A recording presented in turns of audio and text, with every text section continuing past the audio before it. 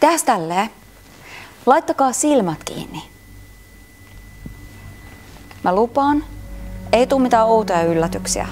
Laitetaan vaan silmät kiinni. Tää on paljon helpompaa päästä mukaan tähän kuvitelmaan. Me säädetään vähän valoja. Eli silmät vaan kiinni. Mä korostan, että silmät kiinni, tää on paljon mukavampaa. Ookin saapu Vuosinlinnaan silmät sidottuina. Voidaan mennä yhdessä, siis todella syvään päätyyn. Mä haluan tutkia, miten seksuaalisuutta voisi tänä päivänä näyttämälistää. Mua kiehtoo kaikki seksuaalisuuteen liittyvät tabut ja valta-asetelmat ja mistä meidän seksuaaliset fantasiat kumpuaa, niin rankempi halu seksuaalinen kokeilu kiinnostaa jengiä nykyään.